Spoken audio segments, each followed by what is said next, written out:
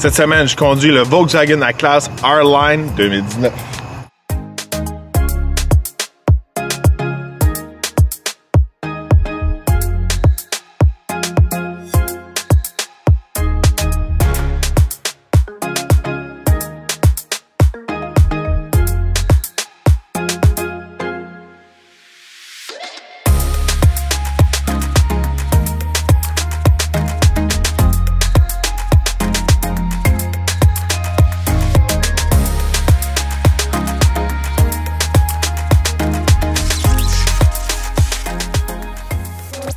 Cette semaine, on conduit le Volkswagen A-Class R-Line 2019, un VUS quand même de bonne taille qui peut accueillir jusqu'à 7 passagers. Oui, donc c'est le plus gros véhicule VUS qu'on retrouve actuellement chez Volkswagen. L'autre véhicule disponible est le Tiguan. Il a grossi un peu récemment, mais le plus gros demeure actuellement le Atlas. Auparavant, chez Volkswagen, vous aviez d'autres modèles qui étaient disponibles. Si on remonte un peu dans le temps, vous aviez le Volkswagen Routan, puis aussi vous aviez le fameux Touareg. Maintenant, ces véhicules-là sont plus disponibles chez Volkswagen. Fait que moi, ma question que je me pose vraiment cette semaine, c'est est-ce que le A-Class est plus proche du Touareg ou du Routan? Le Routan étant vraiment un Dodge Caravan déguisé en Volkswagen. C'était un partnership qu'il y avait dans le temps entre Volkswagen et Dodge, mais maintenant le Routan n'existe plus, fait qu'il n'y avait plus de minivan. Puis on va se le dire, de plus en plus vous allez retrouver des VUS qui peuvent accueillir jusqu'à 6 ou 7 passagers, qui sont la nouvelle génération de van. Alors la question aujourd'hui, c'est-tu plus un minivan ou un vrai VUS comme le Touareg était?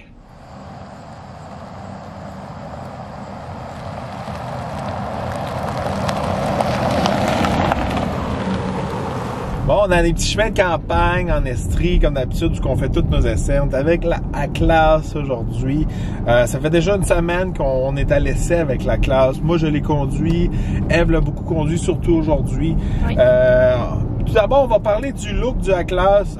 Moi, étant quand même un habitué chez Volkswagen, même si c'est ma première recette Volkswagen cette année, regardez, je suis un ancien propriétaire de Volkswagen, j'ai déjà travaillé avec Volkswagen.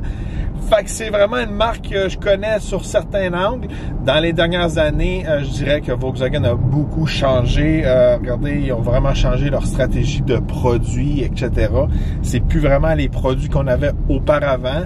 Il y a vraiment des produits comme la A-Class qui est vraiment de version nord-américaine, je pourrais dire, qui a un petit peu moins la touche allemande. C'est qu'est-ce que j'ai comme premier feeling. Toi, Eve, le look du A-Class, qu'est-ce qu'il dit? Tu trouves ça beau, le A-Class, le look qu'il a? Moi, je l'aime beaucoup. Il est fait très carré. Fait on n'a pas l'impression d'être dans un... Ça fait un peu plus un look masculin. Moi, je préfère les véhicules qui ont un peu plus un look masculin. Donc, oui, il me plaît. Fait qu'il fait un petit peu moins minivan. Oui. En gros, c'est ça que tu essaies de dire. Oui, je trouve moi aussi les lumières en avant qui soient un petit peu plus carrées, les lignes sur le côté, comment que le véhicule a l'air en moyenne, il fait un petit peu plus camion. Ouais. Le véhicule qu'on conduit cette semaine, c'est un R-Line. Il y a vraiment des effets au sol un peu plus agressifs, qui soient un peu plus sport, avec des roues différentes. Comment je pourrais dire? Moi, personnellement, j'aime mieux un camion qui a l'air un petit peu plus hors route, qui a l'air surmonté. Surtout quand il est carré, puis de cette taille-là. Des effets au sol un peu plus sport, je trouve que c'est fait plus pour les voitures sport ou des petits SUV qui vont être plus sport. Toi, Eve, est-ce que tu aimes ça, le package R-Line qui est sur le A-Class qu'on conduit cette semaine? Moi, je trouve que ça amène une petite touche un peu plus sport, comme tu disais tout à l'heure. C'est vraiment, ça vient faire une petite finition avec le volant, les pédales en acier inoxydable et tout, là. Moi, j'aime ça. En dessous du capot du Volkswagen A-Class, on peut retrouver deux moteurs. Le moteur de base étant un 4 cylindres 2 litres turbo. Puis le moteur que j'ai aujourd'hui, vraiment dans les modèles plus haut de gamme, avec le package R-Line aussi, vous pouvez avoir un VR6 3.6 litres, bon pour 276 chevaux et 266 livre-pied de couple. Un moteur qui se débrouille quand même bien. Regardez, moi, je suis un fan de VR6. Ma première voiture étant un Jetta avec un VR6 dedans. Pour moi, c'est vraiment un des moteurs qui fait les plus beaux sons sur le marché. Mais VR6 dans un camion de cette taille-là, pour moi, je trouve que c'est un choix un peu bizarre. Je pourrais dire, pour soutirer un peu les performances du camion, il faut vraiment monter haut en révolution du moteur. Fait que pour moi, ça fait un peu moins de sens. Je dirais que souvent, des camions comme ça, on veut beaucoup de couple à bas régime. C'est ça vraiment la solution puis la recette pour avoir un agrément de conduite dans un plus gros véhicule puis pour aller chercher un côté économie d'essence. Fait que VR6, c'est un moteur que j'aime, mais je trouve que c'est un moteur qui est plus performance que pour aller dans un VUS de ce style-là. Fait que pour moi, le VR6, il fit mieux dans une voiture sport ou comme dans le passé, vraiment dans les modèles R32 ou vraiment aussi un GLI, etc. Fait que de ce côté-là, je trouve que pour soutirer les performances, il faut vraiment pousser sa pédale.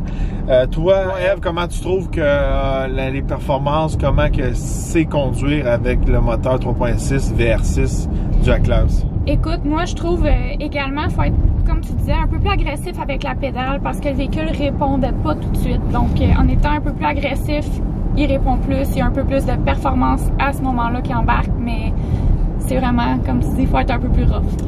L'idéal qui aurait été dans la classe, ça aurait été vraiment un petit moteur diesel avec beaucoup de couple à bas régime. Les premiers plans pour la classe étaient de mettre un moteur TDI dedans. Je trouve que ça aurait été une recette fantastique pour la classe, mais malheureusement, avec le Dieselgate, etc., chez Volkswagen, ils veulent soigner un peu leur image, puis ils vont forcer un petit peu plus la note du côté électrique que diesel. Même si c'était vraiment des experts côté diesel, moi, j'ai eu beaucoup de bonnes expériences avec les moteurs TDI. J'aurais aimé ça, avoir un A-Class avec un moteur TDI puis qui fasse des performances vraiment du côté économique. Moi, je pense qu'un A-Class avec un moteur TDI aurait fait du 7 litres au 100 facile. Bon, si on passe à l'intérieur du A-Class, regardez, quand on est à l'extérieur du A-Class, la façon du design, tout ça, c'est quand même un gros camion, mais il n'a pas l'air si gros que ça. Vraiment, quand on est à l'intérieur, c'est spacieux, c'est confortable, il y a beaucoup de place. C'est vraiment étonnant qu'une fois qu'on est à l'intérieur du A-Class. Oui, puis le modèle qu'on conduit cette semaine comporte 2 bancs capitaines. De base, vous avez la banquette qui offre 3 places. Mais moi, j'aime bien ça, les 2 bancs capitaines. Oui, mais souvent, quand on n'a pas besoin d'avoir la 7e place, je pourrais dire, c'est tout le temps plus le fun d'être assis dans des sièges capitaines, surtout si on est un adulte, qu'on s'assied en arrière. Ces sièges-là sont un petit peu plus confortables qu'une banquette. Puis aussi, tu t'as remarqué avec les enfants qu'il y a un côté pratique à pas avoir la banquette. Oui, vraiment. Moi, je préfère ça comme ça parce qu'on n'a pas à toujours coucher les bancs pour que les enfants entrent dans le véhicule puis aillent s'asseoir à la rangée en arrière. Donc, ça fait que les enfants s'arrangent un peu plus par eux-mêmes, sont plus indépendants à ce niveau-là. Ça va plus vite. Moi, en tant que maman, j'ai beaucoup plus apprécié ça comme ça. Parlant de la 3e rangée en arrière, regardez, pratique, encore une fois, 3e rangée en arrière qui est plus pour dépanner puis pour les enfants. Je verrais pas vraiment 2 adultes en arrière, vraiment peut-être c'est un adulte de petite taille qui est vraiment maigre, il peut aller dans la dernière rangée à l'arrière. Mais je trouve que quand même c'est une bonne taille, pratique. Puis l'accès pour aller en arrière, comme Maria va vous démontrer, c'est quand même facile. Vous pouvez soit baisser le siège ou vraiment le pousser. Il se lève d'une façon facile pour accéder en arrière, pratique. Ou si les enfants sont capables de le faire, c'est très pratique de ce côté-là. Un point qu'on a remarqué aussi avec les enfants, parce qu'on a testé le véhicule cette semaine avec les enfants, quelque chose pour le comparer un peu à une minivan, c'est vraiment, c'est des portes conventionnelles. Il s'ouvre extrêmement large pour donner la facilité à aller attacher l'enfant ou peu importe, mais il y a un côté négatif. Oui, moi, ma plus jeune de 5 ans a eu de la difficulté, elle a de la difficulté en fait à fermer la porte parce qu'elle est longue, puis comme je viens dit, elle ouvre vraiment large. Donc, s'étirer une fois qu'elle est embarquée dans le banc capitaine, puis essayer d'aller fermer la porte, c'est un peu plus de difficulté. De ce côté-là, peut-être, c'est mieux justement la porte coulissante de la minivan. C'est sûr que les minivans ne sont pas assez de mode, je pourrais dire. Il y a certains manufacturiers qui en font encore. Mais on va se le dire, les VUS comme ça, qui ont vraiment jusqu'à 6 ou 7 passagers, ils viennent vraiment en compétition contre les minivans. Puis encore là, il y a des gens qui sont vendus avec les portes coulissantes, vraiment que c'est pratique, comment que ça ouvre de bord en bord pendant des années de temps. Fait que c'est quelque chose qu'on a remarqué quand la petite était attachée, elle était pas capable de fermer la porte. Encore là, c'était un petit peu moins, je pourrais dire, amical pour les enfants de ce côté. Si on revient à l'avant du véhicule, regardez, le look est quand même assez épuré et plein. Qu'est-ce que j'aime, c'est qu'il n'y a rien de vraiment compliqué. Tout est à la bonne place. Les pitons sont pas à des places bizarres. Vous avez plein de pitons pour faire votre air climatisé, votre température, siège chauffant, siège climatisé. Vous avez l'écran. Vous avez un fini en bois qui est quand même... en faux bois. En faux bois. Mais c'est pas laid. On le voit que c'est vraiment faux. Ouais. Mais c'est pas laid. Toi, t'aimes ça? Comment c'est placé, le volant, tout ça? L'ergonomie et tout, moi, je trouve ça extrêmement pratique. Finalement, ce véhicule-là, vous allez voir un peu plus tard dans tous les commentaires qu'on a à dire. C'est un véhicule qui est extrêmement pratique. Par contre... j'aime l'ergonomie, mais les touches de faux bois et tout qu'ils ont voulu ajouter, moi, j'aurais peut-être même rien mis de ça. Ça aurait peut-être été mieux, à mon avis. Ouais, mais tu sais, regardez, c'est comme un véhicule qui a la simplicité est comme numéro 1. Ouais. Quelque chose que j'aime beaucoup, moi, c'est vraiment les cadrans à l'avant. Ils sont vraiment électroniques, ils sont vraiment beaux. Puis il y a plusieurs modes qu'on peut les changer. J'ai mis à un moment donné le GPS en avant de moi entre mes cadrans. J'ai beaucoup aimé ça. C'était vraiment clair. De ce côté-là, c'était quand même le fun. C'est vraiment des beaux cadrans. C'est des cadrans 2019-2020, comme je pourrais dire. Je suis fatiguant des fois avec mes cadrans. Mais je trouve que on se sent vraiment dans une voiture que c'est pas vieilli. J'aime vraiment les cadrans, facile à utiliser. Côté écran, est-ce que tu aimes ça jouer avec, toi, Eve? Oui, moi je trouve elle est vraiment simple. Avec les boutons en dessous, on n'est pas toujours sur l'écran tactile pour aller changer la température des sièges chauffants, l'air climatisé et tout. Donc c'est facile à utiliser, simple, à bonne hauteur, tout est clair. Ouais, facile à utiliser, pas compliqué, puis c'est une des premières fois qu'on essaie ce nouveau système-là dans le Volkswagen. On n'était pas perdu, on a tout trouvé qu'est-ce qu'on voulait. Côté volant est assez simple aussi, est assez épuré. Il y a bien des flèches, je pourrais dire, mais une fois qu'on s'habitue, c'est pas si mal, mais à comparer d'autres modèles, des fois, c'est un petit peu plus facile à comprendre côté volant pour jouer un peu avec tous ces boutons-là. On continue ici à l'intérieur, en bas de l'écran, puis des boutons. On a vraiment un compartiment super pratique pour mettre votre téléphone ou peu importe vos clés, plein de choses. Une chose que moi, j'aimerais qu'ils rajoutent dans la classe, ce serait vraiment une place qu'on peut recharger notre téléphone sans fil. C'est vraiment quelque chose que je regarde pour dans les modèles 2019-2020. Je trouve que c'est quelque chose qui manque dans la classe. D'ailleurs, toi, Eve, y a-t-il quelque chose que tu as remarqué que tu aimes beaucoup?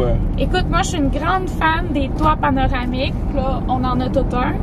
Une autre chose que j'ai beaucoup apprécié dans ce véhicule-là, c'est certain, il y a des pare-soleil directement dans les fenêtres pour les enfants. Je sais que c'est en option, c'est pas tous les Atlas qui l'ont, mais ça, pour moi, j'ai trouvé ça bien intéressant. C'est un plus, surtout si les enfants veulent dormir ou on fait un road trip, ces choses-là. C'est toujours pratique d'avoir les petits rideaux dans les vitres. Fait que si on passe à l'arrière, on va aller dans la valise. Vraiment, vous avez quand même un bon espace arrière pour la valise. On peut baisser les bancs. Ça vous donne de l'espace de plus. Vous n'avez pas besoin de ces bancs-là. De ce côté-là, c'est pas mal pratique.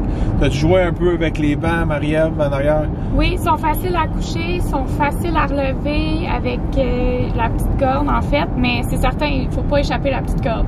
Puis, j'ai remarqué aussi dans la valise que ce qui était bien pratique, il y a des crochets pour accrocher les sacs pour pas qu'ils se promènent quand on conduit. Donc ça, Ouais, un autre bon plus. Toujours un plus côté pratique quand on va faire nos commissions, les épiceries, ces choses-là. Moi, regardez, pour 52 000 $, j'aimerais ça avoir des bancs qui sont avec électrique, fait que pour les monter et les descendre avec un bouton. La sangle fonctionne bien, mais si le velcro n'a pas bien collé, comme qui m'est arrivé, même si j'étais grand, regardez, j'avais de la misère à aller chercher l'espèce de ganse pour remonter le banc.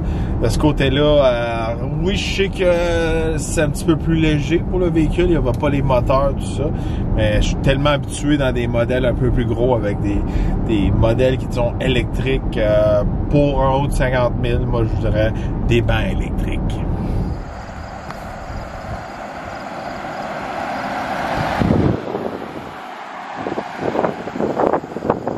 D'essence, toi Jules, tu as eu la chance de le tester un peu dans toutes les circonstances, sur l'autoroute, dans les petits chemins et tout. Tu l'as eu toute la semaine. Qu'est-ce que tu en as pensé?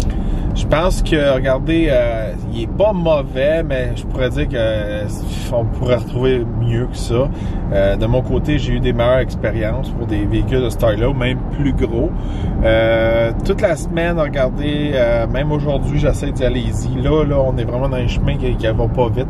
C'est la première fois que je suis capable de descendre en bas du 12 litres au 100.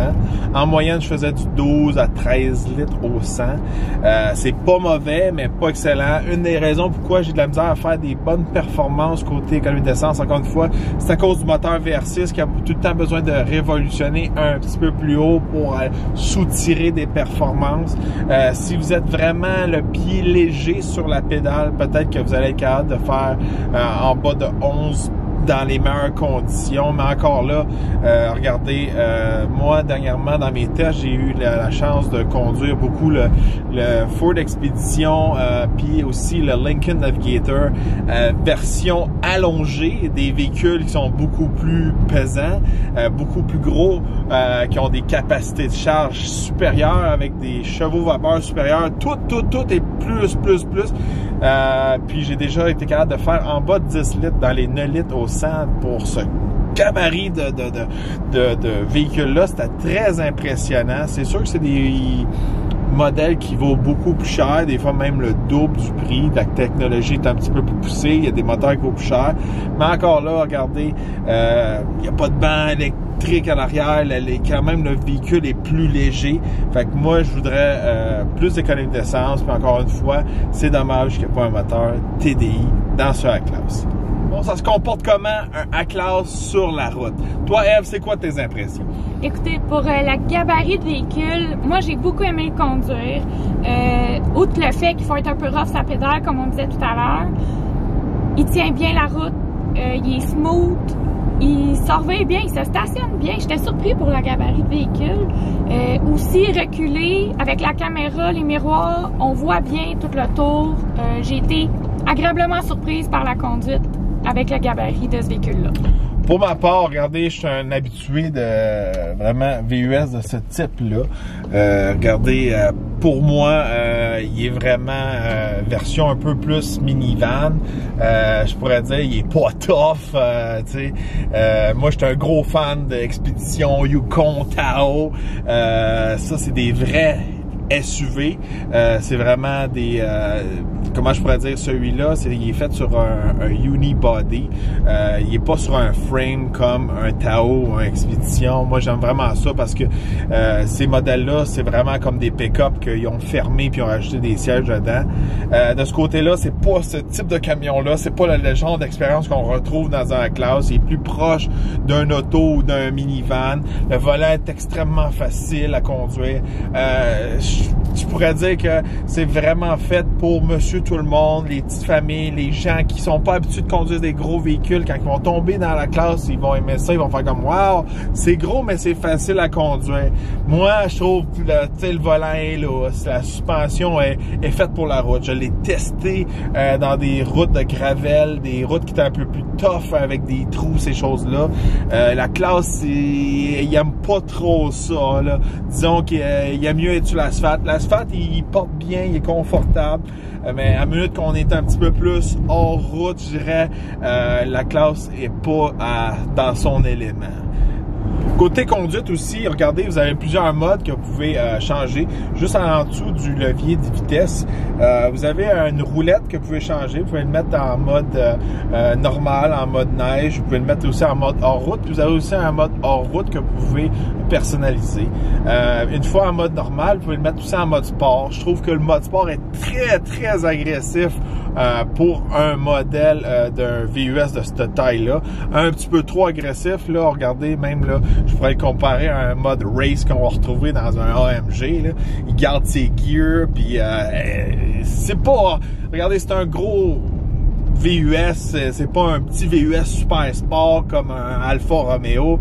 Je trouve que ce mode-là est vraiment trop poussé. Il aurait besoin d'une nouvelle calibration pour le mettre en mode sport. Moi, j'aime ça des fois avoir un petit peu plus de performance puis le mettre en mode sport, mais lui, dans la classe, le mode est juste ridicule, là. Il garde ses vitesses, il prend du gaz au bout, puis ça fait aucun sens. Puis mode hors route, je l'ai essayé un peu dans des chemins un petit peu plus de terre battue. Il va bien. Quelque chose que j'ai remarqué, il n'y a pas de mode pour le mettre en mode remorquage. Ce véhicule-là ici qu'on a présentement cette semaine peut tirer jusqu'à 5000 livres. De ce côté-là, remorquage, c'est un gars qui est habitué de remorquer. Pour moi, je vous dis, à classe 2500, 3000 livres, je dirais qu'il n'y a pas de problème. En haut de ça, si vous frôlez le 5000, là, 4500, 5000, ça serait pas mon véhicule de choix pour remorquer avec ça. Côté suspension, côté moteur, je pense que le moteur va vraiment beaucoup forcer avec un 5000 livres en arrière. La façon que la tension se comporte, tout ça, je pense qu'il faut y aller easy côté remorquage. Il y a vraiment d'autres véhicules sur le marché, je serais plus en confiance pour remorquer, surtout des côtés américains. Je serais beaucoup plus en confiance à aller avec un Explorer, un GMC Acadia ou un Dodge Durango pour tirer 5000 livres. On va y aller avec nos 3 points positifs et négatifs. Donc, je vais commencer mes 3 points positifs pour ce véhicule-là. Comme je viens de le dire, la conduite, super facile, avancée, reculer, stationnement avec le gabarit de véhicule, j'adore ça. Deuxième point, extrêmement pratique avec les enfants. Donc, on avait pour embarquer, débarquer et tout. La place en arrière pour un VUS, moi, j'ai aimé ce point-là. Troisième point, le look du véhicule. Donc, il est fait plus carré, peut-être un peu plus une touche masculine, mais moi, j'aime ça comme ça, que ça soit un peu moins rond. L'extérieur, l'intérieur et tout. Écoutez, moi, il me tapait quand même dans l'œil, ce véhicule-là. Toi, Gilles? Moi, mes 3 points, c'est vraiment l'espace intérieur, premièrement. C'est spacieux, c'est confortable à l'intérieur. Il y a beaucoup de place. C'est très surprenant côté espace. Puis aussi, regardez, si vous achetez un classe de base, 36 000 $, deuxième point positif, quand même, le prix de base, vous avez quand même un véhicule d'un gros gabarit. Si vous avez besoin de mettre les enfants, de l'espace, tout ça, pour le prix, avec un véhicule de base, avec la case, vous avez quand même un bon deal côté espace. C'est sûr que tantôt je parlais de véhicules comme le Tahoe, l'expédition, ces choses-là, c'est des véhicules qui coûtent quand même cher, c'est dur à rentrer dans ces véhicules-là, en bas de 50 000. Fait que c'est un autre point, le prix est quand même, pour qu'est-ce que vous payez, vous avez quand même beaucoup. Troisième point, positif, mais en même temps, c'était presque un négatif. Je suis fan de moteur VR6. Pour moi, même si c'était pas le moteur adéquat pour ce véhicule-là, j'aime les VR6. Je suis un fan de VR6. J'aurais un classe, je l'ouvrais au complet. Je mettrais une ligne d'exhaust, un intake, juste pour avoir le fameux brrr d'un VR6. J'aimerais ça voir un A-Class qui est débouché juste pour entendre le son. On va passer à nos 3 points négatifs. Eve, c'est quoi tes 3 points négatifs sur l'A-Class 2019? Mon premier point, les portes sont grandes, les rouvrent larges, comme on a dit. Les enfants ont de la misère à les fermer tout seuls. Donc ça, c'est moins pratique. Mon deuxième point, la consommation d'essence est pas super. Donc on s'est pas rendu vraiment en bas de 12 litres au 100 comparativement à d'autres VUS qu'on a déjà essayé par le passé. Mon troisième point, le fini faux bois. C'est bébé. Mais c'est vraiment faux bois. On le voit clairement que c'est du plastique. Je pense qu'on le voit à 100 mètres de distance. Fait que toi, t'as pas aimé ça? Moi, ça me... Non. T'aurais aimé mieux un autre fini? J'aurais aimé mieux au pire pas de fini. Toi, Gilles, c'est quoi tes 3 points négatifs? Moi, de mon côté, point négatif, c'est vraiment comment que le véhicule est tout un peu version smooth. C'est sûr que moi, quand je suis dans un camion de ce gabarit-là, je veux qu'il soit un petit peu plus tough. Le volant, tout ça, on voit que c'est fait vraiment pour les gens qui sont habitués de conduire des véhicules, des typiques mamans qui amènent à la game de soccer. Je vois carrément le type de client qui va conduire ça, mais pour moi, qui est un gars de truck, c'est un petit peu trop soft à mon goût. Deuxième point négatif pour moi, c'est vraiment qu'il n'y a vraiment pas un mode pour le mettre en mode remorquage.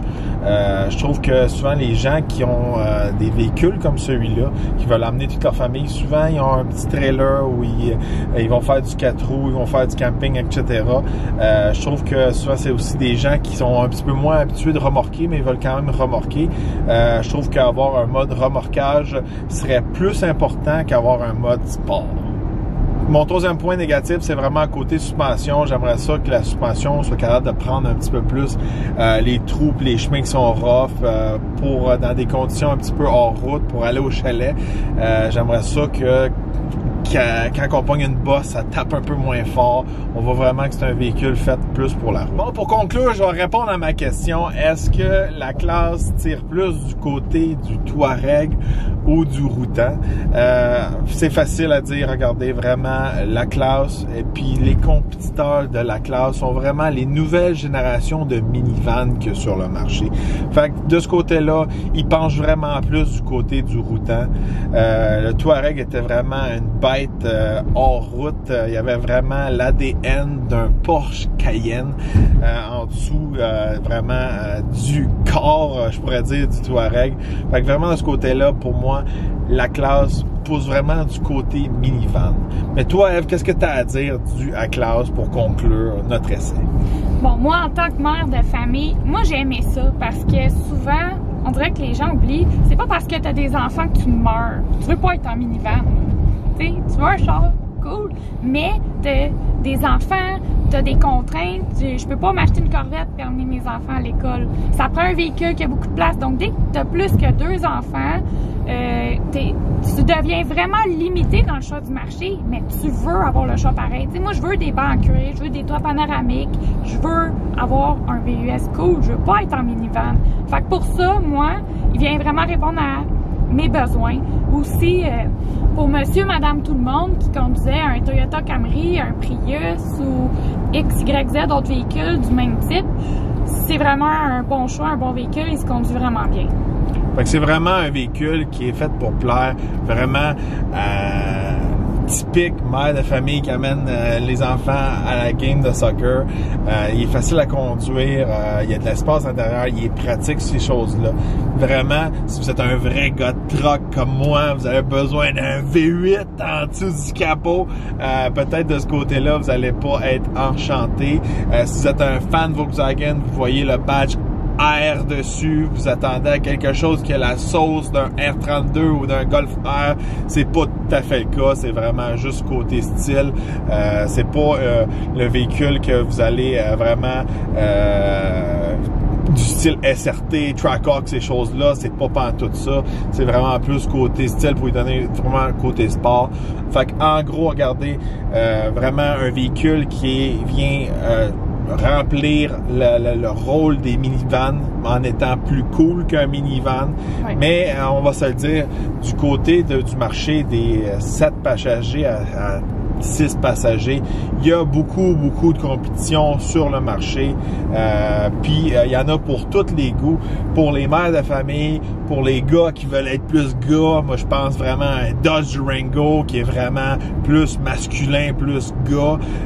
Il y a aussi des extrêmement bons produits. Si on regarde du côté de GMC ou chez Ford avec l'Explorer, l'Acadia, il y a tellement d'options. Il y en a pour tous les goûts. Puis même là, regardez, du côté chez GM, ils ont rajouté le Cadillac XT6 qui vient vraiment donner le luxe, mais avec la même formule qu'on a avec la classe. Fait que Restez à l'affût, regardez plusieurs autres essais à venir aussi du même type que la classe. J'ai eu beaucoup de commentaires puis de questions à propos de la classe cette semaine, surtout des mères de famille. Je vais vous le dire, je vais être franc avec vous. Il y a beaucoup de mères de famille qui sont très intéressées à regarder ce véhicule-là.